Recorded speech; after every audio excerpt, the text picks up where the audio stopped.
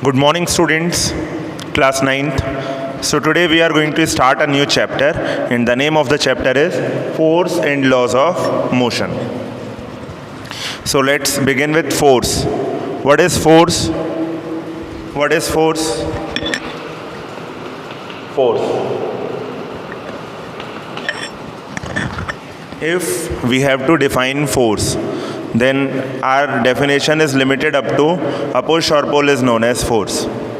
So up to class 8th that was okay to write, but now as we need the definition in little explanative way. So the definition of force will be, force is an external effort. Let me write this. Force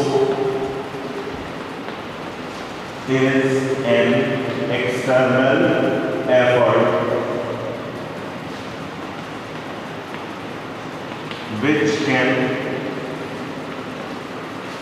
do following things.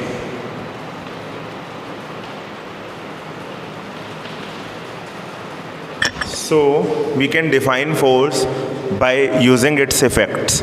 So I am going to discuss all the effects which can be produced by a force. Number 1, force can stop a moving object. Suppose an object is moving, then force can stop it.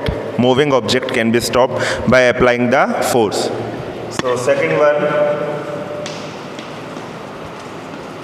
force can move a stationary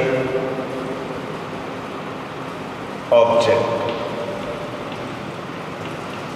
Even vice versa of it is also possible, that our body was at rest and by applying the force it started moving. For example, this podium is right now in rest, and suppose I apply a reasonable amount of force, then this podium may move. So this is the effect created by force. So force can move a stationary object. Force can change the direction. Force can change the direction of motion. This is also the effect of force, that force can change the direction of motion of a body. A body is moving in left direction, and suppose we apply the force in right direction, then maybe the motion of the body will be in right direction now. Even the steering, by the steering of the car or by the handle, we apply the force, and in the similar direction the object starts moving. So this is the effect of force, that it can change the direction of a body. Next, force can change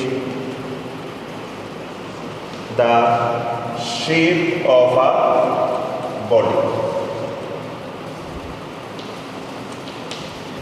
That is also possible once you will apply the force.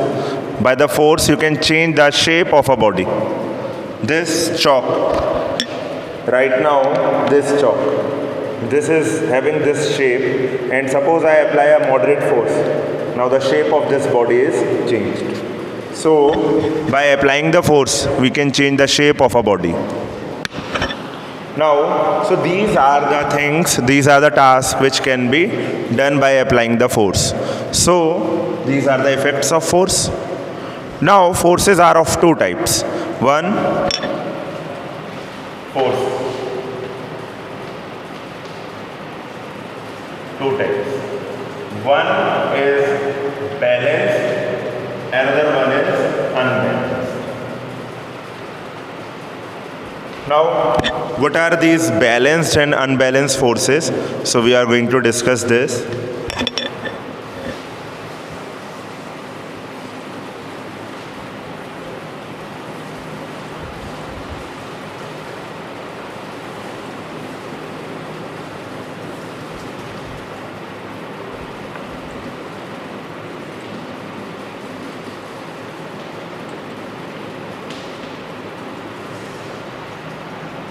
balanced force.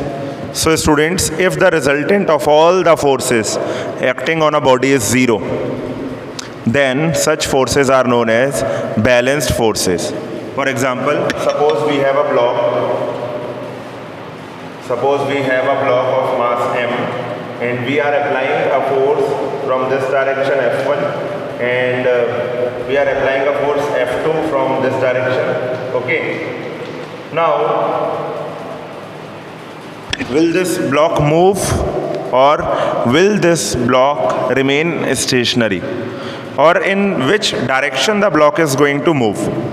So which factors are going to decide this? This will decide by either F1 is greater. This will depend on the fact that whether F1 is greater, F2 is greater, or both are equal. So suppose F1 is greater than F2. Suppose F1 is greater than F2. So the block will move in this direction, from left to right. By which amount of force this block will move? So the resultant force will be F1 minus F2. F1 minus F2. If F2 is greater than F1, then this block will move in from the right side to the left side. By which force? That will be F2 minus F1. So both these cases which we have discussed, we found that the resultant of all the forces acting on this block is not equal to zero. The resultant of the forces is equal to either F1 minus F2 or F2 minus F1. So if resultant of all the various forces acting on a block is not equal to zero, then such kind of forces are known as unbalanced forces. Second kind, unbalanced force. Remember one thing, a body will move when unbalanced force is applied. A body will change its direction of motion if unbalanced force is applied. A body will change its shape if unbalanced force is applied. So unbalanced force can do all the effects, can produce all the effects which we have discussed for force. Unbalanced force can change the shape of a body. Unbalanced force can stop a moving body. Unbalanced force can make a stationary body moving. So all these effects can be produced by unbalanced forces if resultant of all the forces is not equal to zero. Now, if resultant of all the forces will be equal to zero, then means suppose this block we have considered, and suppose we found that there is no movement in the block. Suppose we found that there is no net movement in the block in any direction. So what is the meaning of that? The meaning is that F1 is equal to F. And F1 will be equal to minus F. Why I have considered negative? Because we already know that force is a vector physical quantity. Their magnitude can be equal, but direction is opposite. That's why negative. So F1 is equal to minus F2. Now, what will be the sum of F1 and F2? Minus F2 shifted here will become positive, is equal to 0. Now students, we can see that resultant of F1 and F2 is equal to 0. So, if the resultant of various forces acting on a body is equal to 0, such forces are known as balanced forces. If resultant of all the various forces acting on a body is not equal to 0, then such kind of forces are known as unbalanced forces. So, I hope the introduction of this chapter is clear to you. Thank you. God bless you.